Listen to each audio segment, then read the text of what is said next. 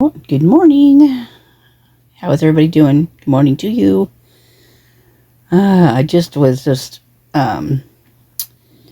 playing with the kitty cat over here. She's been bopping around all morning. Won't give me any chance to sleep any later than I wanted to, or than she wanted me to, actually. But anyway, this popped up on the notifications, and yet another fraternity. Indiana News, it's Indiana University issues cease and desist against Tau Epsilon Pi student organization. So this was on the 14th, was yesterday. So Bloomington, Indiana, the Indiana University Office of Student Life has issued a cease and desist order against fraternity at its Bloomington campus. According to Indiana University's website, the Indiana University chapter of Tau Epsilon Pi has been suspended until further notice because of hazing. Officials said that all of the organization's activities have been suspended by the university's Office of Student Life, effective as of February 12th. Wow. You know what? Maybe bringing this stuff out, you guys, is actually doing something. And maybe not there yet, but maybe elsewhere. I just hope that's the case, that it's helping somewhere, that something's helping somewhere along the line, you know what I mean? So the office's definition of cease and desist, according to its website, is an interim measure placed upon certain aspects of chapter organizations when there is an immediate threat or ongoing investigation. Wowza. According to the organization's website, the fraternity was founded at Columbia University in 1910, and the chapters along the East Coast as far as west as Indiana. Sorry, you guys, I might be lisping a little bit. I bit my tongue really bad just a little bit ago, and it's like, it's really giving me some pain. So I'm being really careful when I talk, and I just realized I sound kind of weird to myself. So anyway, sorry about that. Never a dull moment. Lordy. Okay, other organizations have, now it's going to really bug me, because now I'm going to be listening for it. Okay, I should probably not even said anything. It probably was a fine, but probably not, maybe. Oh my God. Okay, other organizations have been reported on cease and desist orders at the university, according to the website. Those organizations include Kappa Sigma, effective August 15th, 2023, because of alcohol, endangering others, and hazing. Wow, finally some people are doing something. Sigma Alpha Epsilon, effective October 10th, 2023, because of hazing. Kappa Alpha Pi, or Phi's, what is that? Should be Pi or Phi? Should be an H. Should be an H, right? PSI, that's pressure. That's a pressure. Anyway, Fraternity Incorporated, effective October 27th, 2023. Look at all these dates, you guys. Right around the times, like all the October. This one's January. Alpha Kappa Pi. Is that Phi's? Effective January 30th because of hazing. And Beta Sigma. February 5th because of hazing. Wow. In a statement from an Indiana University spokesman, officials say, the investigation for Tau Epsilon Pi is ongoing. Cease and desist directives are placed when there are allegations of behavior that has caused or may cause harm to the members of the organization or the community. When an organization is placed on cease and desist, the organization is not allowed to host, attend, participate in any social events, recruitment events, membership education activities, brotherhood, sisterhood events, or philanthropy. That's going to be hard for me to say with my tongue. Service events. Wow, you guys. That's nuts. Is that all that's in there? Oh, man. Suggest a correction. I don't know. Well, maybe there's some things you need to spell in there properly, but wow, is that it? Oh, we'll have to look some more of this up. This is crazy. You need to know more of this, right? Whoa, you guys, check this one out. So, Bloomington, Indiana, another organization. We already read all that part, but listen to all of them. All the ones we listed. Then 3 additional fraternities. Got those down. And then were both suspended for all activities in October due to hazing. Kappa Sigma was suspended from all activities in August for violations regarding alcohol, endangering others, and hazing. So the Indiana University website on Wednesday also listed 10 organizations on suspension. Wow. Acacia Fraternity, I've never heard of that one. Alpha Pi Alpha Fraternity, Alpha Tau Omega, Delta Chi, Delta Chi, Delta Delta Delta, Delta Sigma. Wow, all of them. Wow, you guys, this is crazy. Wow. Oh, my kitties love it. Oh, she's kneading on my leg, like loving on my leg, and she just like got me. She didn't mean to, but she just did. Cover my leg up here. Cover my leg so you don't get it. So you don't get it. So you don't get it. Okay. Wow, that's nuts. Students attempting to put an end to hazing at the right... Students, yes. Oh, you guys, this is such good news. That is such good news. Let's see what it says here. With a student trying to put an end to hazing at the university forever. Excuse me.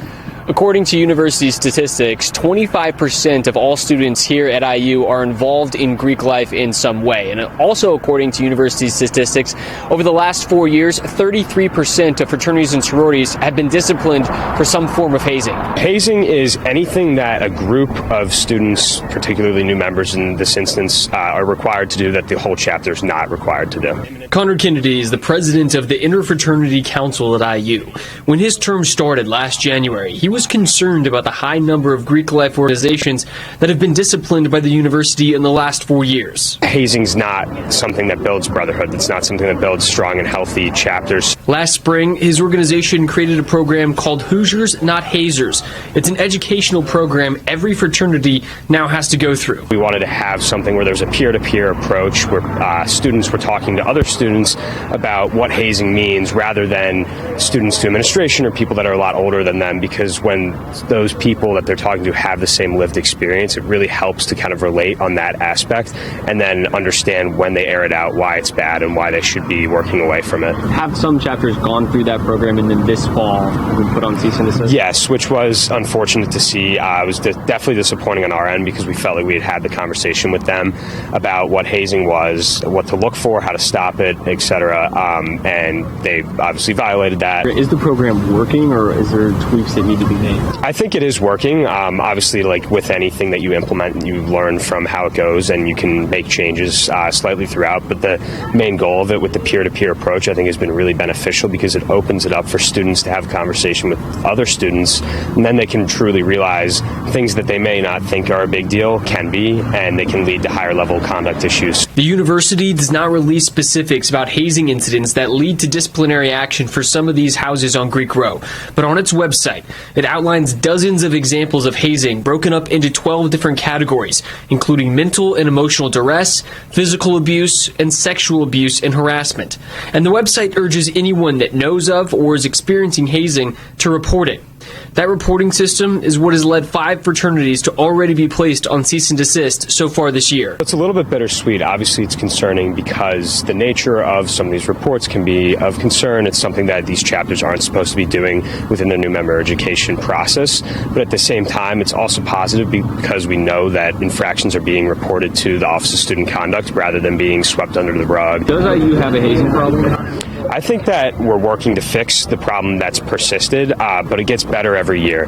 Every year that we work towards a more modern fraternity culture, we work further away from the hazing problem. The president of the Interfraternity Council tells me that they're going to continue to work to eradicate hazing on IU's campus. Reporting in Bloomington, Cody Fisher, Wish TV, IT Mate. Wow, that is awesome. You know, I have a feeling, like I said in, like, I don't know, one of my other videos, that it's probably going to get worse before it gets better, because they're going to hide what they're doing. They're going to be even sneakier than normal with what they're doing. And I hope to God it doesn't get more brutal, but I feel like it's taking that turn. But this is, I can see that's, well, I hope that's not what I'm actually seeing. That's how it feels. That it's just going to get worse before it gets better because of that. Because they're lashing out. You know, they're fighting back, and that's what they're going to do. That's what they always done. And they're they feel like they're getting their power taken away when it's really not that. It's just, in fact, this should make them better, in my opinion. But for some reason, it's just this power hungry thing that's going on. It's just really awful. I mean, ugh. I think I'm going to go to their website and see, where's their website at? Hold on, let me find it. Okay, here it's a hazing terms and examples. Per the Indiana University, hazing is defined as any conduct that subjects another person, whether physically, mentally, emotionally, or psychologically, to anything that may endanger, abuse, degrade, or intimidate the person as a condition of association with the group or organization, regardless of the person's consent or lack of consent. Good. The Office of Student Conduct investigates reports received for any behavior that may be determined to be in the violation of the university's Code of Student Rights, Responsibilities, and Conduct. When investigating, the Office of Student Conduct may consider the following: time, manner, nature of the behavior, intention behind behaviors, etc. The items listed below include, but are not limited to, areas that may meet the university's definition of hazing or other university code violations. Some behaviors may be categorized in numerous categories. Oh, do we want to read this? Oh my goodness. Consumption. Consumption may include, but is not limited to, eating, drinking, inhaling, snorting, and inserting any substance. Substances may include, but are not limited to, food. Wow, you guys. I just had a horrible flash. Oh my gosh. Yuck. Substances may include, but are not limited to, food, alcoholic beverages, non-alcoholic beverages, water, drugs, or any mixture of substances. Ugh. Consumptions may or may not occur as a result of being physically forced, directed to, feeling pressured to, or being coerced by affiliated members either directly or indirectly. Disproportionate responsibilities. Requirements of tasks or duties for new or potential members that are not required of initiated members or are required at a frequency that is greater than initiated members. Yeah. Like when they say that they have to clean their room every week or every day for, forever, and they have to be fast, and they have to be precise. I mean, I read something about that somewhere, and it's and these guys would just totally mess it up, throw crap all around and all that kind of stuff. I mean, really bad. Not just your clothes and stuff, but other stuff. Pretty nasty stuff, actually. Disproportionate responsibilities may include, but are not limited to, cleaning, working at organization events, for example, sober monitors, designated sober drivers. Oh, wow. So they actually they require them to drive them. Is that what that's basically getting at, I think? Subjecting members to unusual or unnecessary rules. For example, pledge rolls, carrying pledge packs. I think that's like the rock thing I was talking about. Or they have to carry, fancy backpacks, pink and sparkly, or carry a rock around or fruit or whatever they're doing. Surrendering personal items, for example, wallets and cell phones. Oh, man. And fundraising. When new members are required and are the sole contributors to the fundraising effort, wow, this may constitute disproportionate responsibilities. So they're saying that they require them to fork out the money for it that's carrying pledges, surrendering personal items, for example, wallets and cell phones, and fundraising. When new members are required and are the sole contributors to the fundraising effort, this may constitute disproportionate responsibilities. Yeah, I'll say. Wow. I never thought of that part, but holy crap. The Greek organization agreement further outlines provisions for social events, including that the majority of sober monitors must be first-year members. Humiliation and degradation. Any guideline, rule, or required behavior in which the intent or objective is to embarrass, mock, chastise, and or diminish a member or members as a condition of membership. Examples of humiliation and degradation may include, but are not limited to, calling a member by a name that is not their own.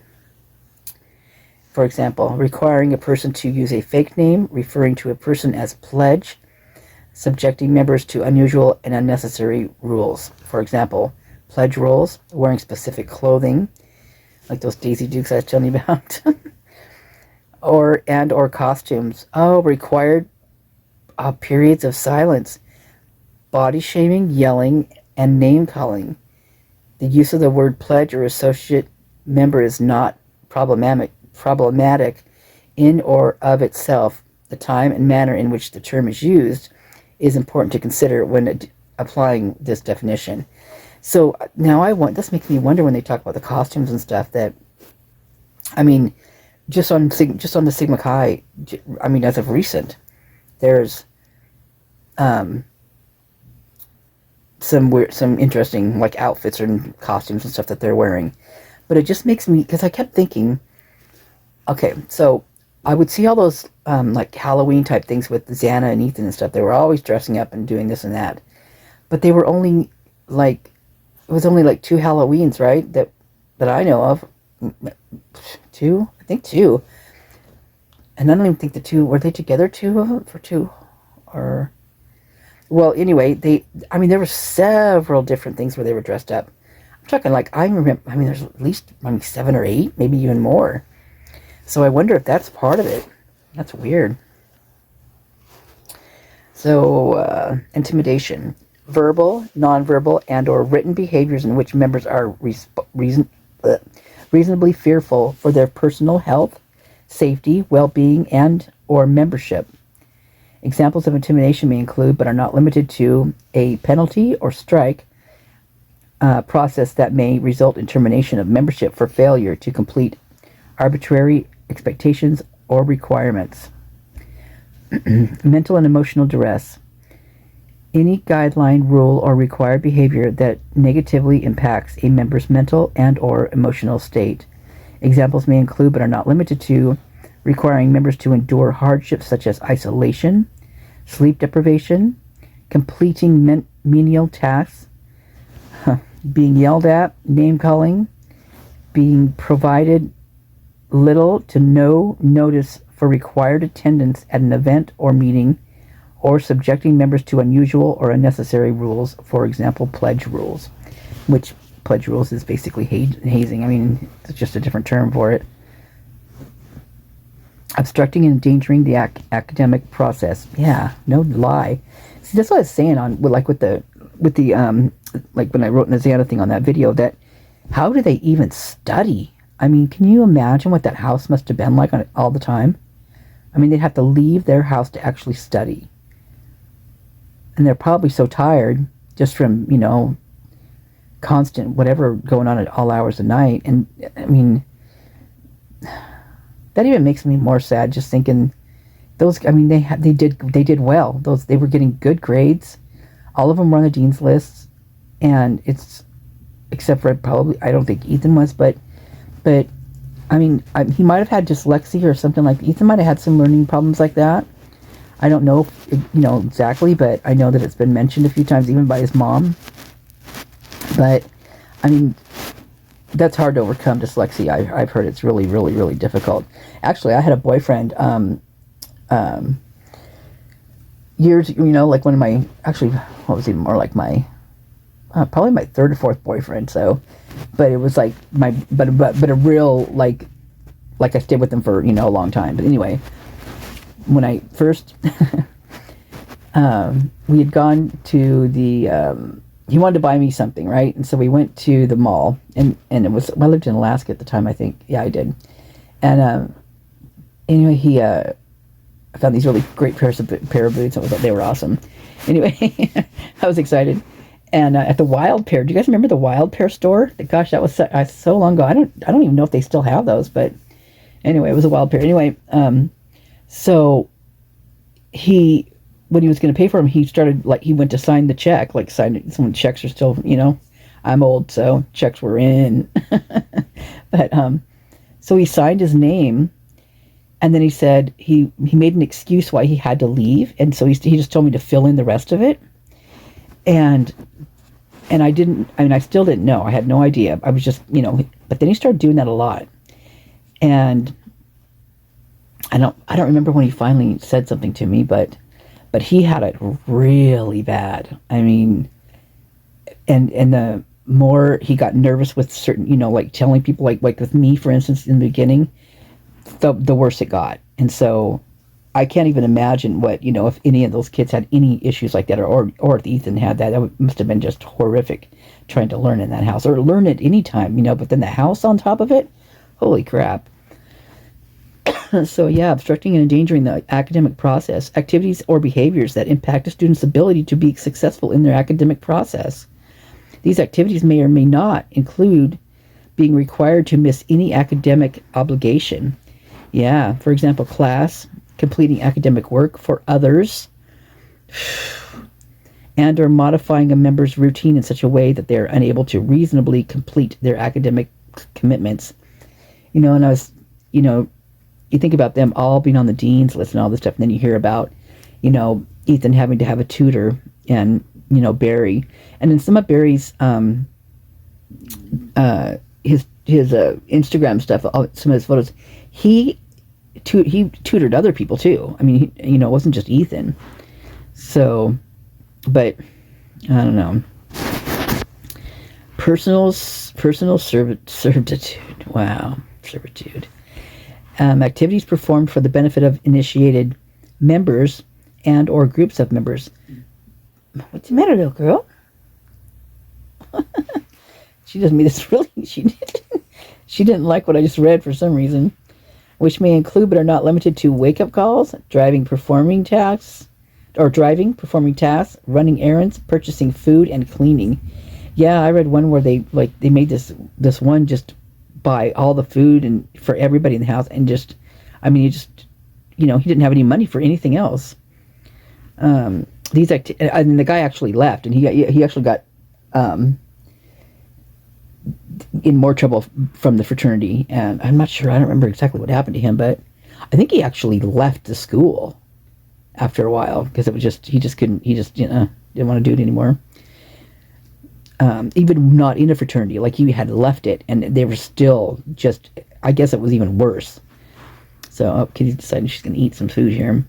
So these activities may or may not include getting signature of an initiated member for having completed the task, or completed the activity. So they have, God, like they have a check or sign something off. That's just ridiculous. It's all ridiculous. I'm glad they're doing this. Physical exercise, exertion, and labor.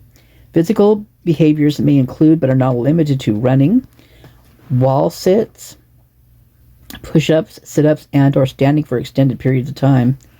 Physical labor may include, but are not limited to, assembling, painting, or fixing structures, elevated services tables for members and or organization use. You know what? This makes me think. I wonder if this is why they said they do that every year.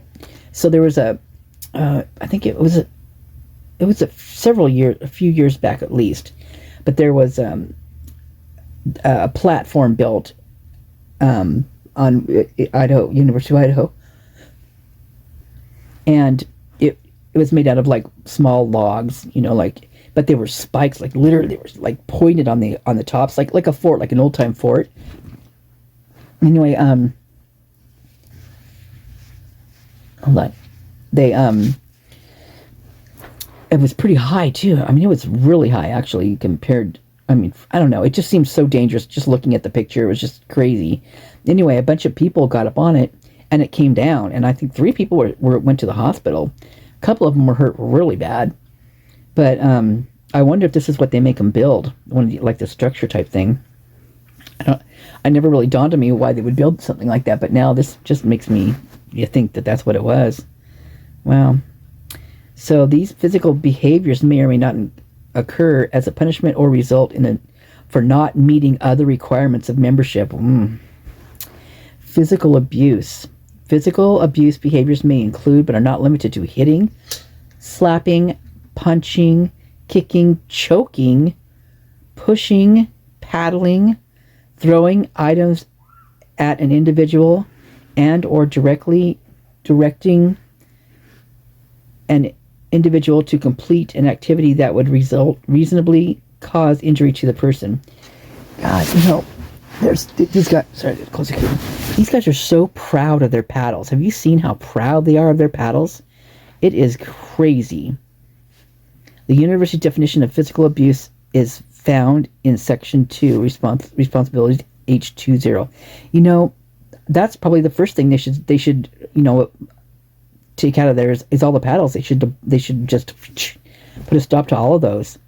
If you're caught with the paddle, then you get paddled, right? There's one guy that is in the U of I. His name's Benjamin, and there's something about that guy that it just freaks me out. And he is all about the paddle and is smoking his cigar. And the one, pledge or whatever that he was standing next to, and he had his arm around him, and he was smoking his cigar, and he had that paddle in his arm. And that kid looked scared. He did not look happy about anything. And it just, just made me feel sad for him. But, because he knew it was coming, right? But this guy also, guess what he drives? He drives a white little car. Yes, he does. Yep. Restriction of freedom. Any guideline or rule, whether required or suggested, that limits, bans, and or impedes upon a member's ability to function in the same manner as any other member for any given period of time for the primary purpose of restriction. Wow. God, man, they think of it all. It's just like restrictions of freedom may include, but is not limited to, blindfolding, binding of body parts, dictating whose members can or cannot speak to, limiting use of facilities, for example, doors or staircases. Dang. And confining members to small and or enclosed spaces. Oh my God. Restrictions of a member's freedom that results from internal judicial processes or participation in events with ritual based on membership status may not apply to this definition. Wait a minute. Restrictions of members' freedom that results in internal judicial processes or participation in events with ritual based on membership status may not apply to this definition. So there's probably another definition for that part, huh? Is that what they're saying? I don't think of anything, huh? Sleep deprivation and schedule modification. Any behavior that endangers individual health and safety and or disrupts the academic process. These behaviors may include, but are not limited to, late night activities, early morning activities, requirement to stay awake for long durations of time, little to no notice given for required attendance at any meeting, event, or meeting, being required to be at the chapter facility or designated space for a substantial amount of time, for example, every day when not in class, and or any combination of activities that limit a person's ability to get the recommended amount of sleep. When new members are required to sleep at a chapter facility in a designated space that is not their normal bedroom, and or in a space altogether, this may constitute sleep deprivation and schedule modification. God, doesn't it just make you wonder just what the heck they just do? And how they're getting away with it. I mean, there's got to be... I mean, they're not in these houses all alone, are they? I mean, they're just not a bunch of wild maniac frat guys living there, is it? All on their own? Maybe it is. You'd think there'd be someone overseeing something in those houses. I mean, wouldn't you? Dang. Sexual abuse and harassment. Any unwelcome conduct or behavior of sexual nature that creates or contributes to a hostile environment. A hostile environment exists when conduct... That was a loud car. When conduct is sufficiently severe, pervasive, or persistent to limit or deny a person's ability to participate in or benefit from the university's educational programs or affects employment. Behaviors may include, but are not limited to, non-consensually viewing, sharing, gathering, possessing or creating sexual explicit material, or creating sexual explicit material. What the F? Jeez, you guys just realize what that... I mean, that is crazy. For example, pornographic images obtained from the internet or from personal interactions. Oh my God. You know, that's why there's all those reports. I mean, like at certain periods, like certain, you know, months or times, and probably after actually the hazing is done, because some of them they go all year round. I mean, I've read things like that, and it's just, I mean, it's just constant. And anyway, but there's been a lot of reports on blackmail and harassment, online harassment, and saying that you know, they're going to put their pictures, you know, their personal explicit pictures, they call them, on the web or on Facebook or whatever. And that must be what they're doing. That's why it must be. I'm gonna have to look and see what when those are, what month they come up in, because I mean, it's all got a pattern, you guys. There is a pattern for sure. Yeah, but just when we think we got the pattern down, they'll change it, right? Hopefully they change it to where it's not at all. Man, God, I can't even believe that. Pornographic images obtained from the internet or personal interactions. Man. So this is how this feels. It feels like they would be told to go do something with a female, right? And have pictures or videotape or do whatever, and in the process, more than likely using the girl in that part. You know, I mean, they're going to be using her anyway, like that type of thing, even if it's a girlfriend. But I mean, that's just a horrible thing to do, especially, you know, when you don't tell them. Or just, I mean, but either way, I mean, it's just, you know, But can you imagine if you're just like some girl who thinks she's, you know, a newbie there, who thinks, oh, this guy likes me or whatever, and they do that to her, and then her pictures are all over the place. I mean, that would have taken me down if I was in school. That right there, I mean, that would have been horrifying to me. As it should to anybody, because I mean, it's just like, it's the mental thing that it does to you. It's like, you know, it's just crazy. These people are nuts. Oh man, sexually explicit behaviors, for example, kissing, touching of intimate areas, genitals, breasts, buttocks, or digital, oral, vaginal, or anal penetration of any person. My God. Being forced to view partial or full nudity of another person of the same or different gender, being forced to be partially or fully nude, being forced to engage in sexual acts or contact, and or being forced to divulge information about a person's sexual history. There you have it right there. That's what I feel is going on in that university over there. I feel like there's a person or persons egging, like say if a guy was for the, you know, for the other team, whatever, it's all good. He was gay, whatever, all good, no big deal. But they make it a big deal over there because that state is not. They don't like that kind of stuff. And So I wonder if they try to draw them out like that, and then they do maybe haze them even worse. I don't know. That's horrible. God. And here's the thing, is that those guys that are doing that, drawing them out or, whatever, maybe they are actually themselves, but they can't even, like, say it. They can't, because they know what's going to happen to them if they do. I mean, that's kind of, that's how I feel with a few people that have been involved in this. Well, I can't say they're actually involved, but allegedly involved.